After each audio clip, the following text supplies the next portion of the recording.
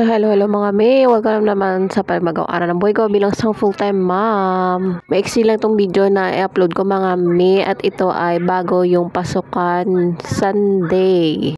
Ay Saturday pala mga May. Umalis muna kami saglit sa bahay at pumunta sa malayo.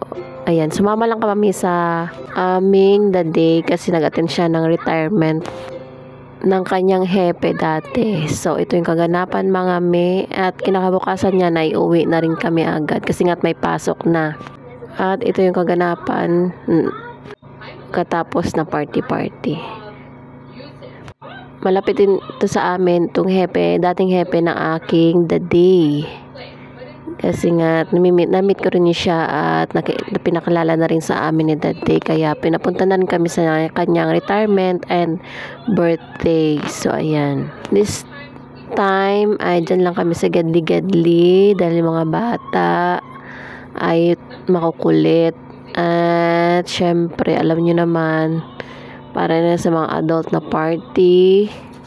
And ang mga bata ay sobrang naglalakad-lakad. At hirap maghabol-habol. So ayan, nag-enjoy na sila.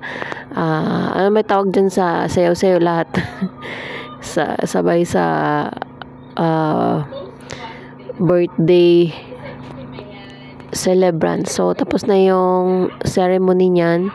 So ayan, party na talaga mga May. Hinald yan sa Iloilo City, yung place namin Aklan. So ayan, travel kami ng 4 hours mga May, makalayo saglit sa aming tahanan at makapag-relax ng isang araw lang. So balikan din yung aming travel na yan, may saglit lang din.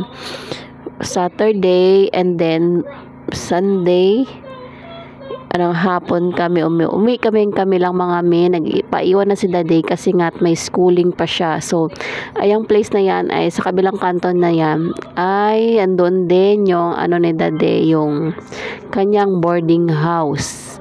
So nagbo-board si Daddy pag may schooling siya. So ayun, doon.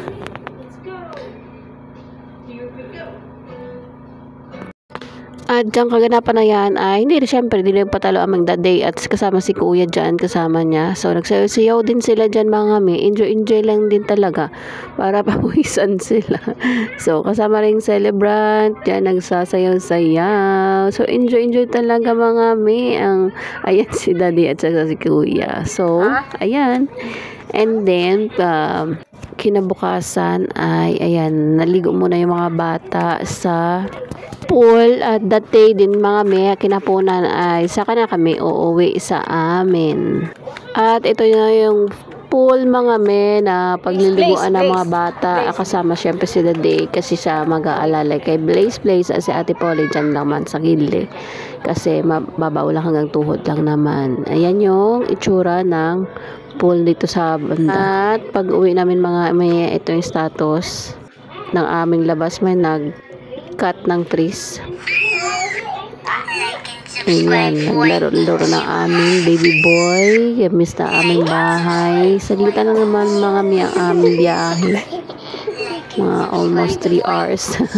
Diba, saglit. So, thank God at nakabalik kami. At itong picture mga May ay mga picture na lang ito na paghatid sundo namin kay Kuya. Ayan mga bata, napagod na talaga mga May, pabalik-balik sa school. So ako nagdadrive mga May. At di muna kami pa-service kay Kuya.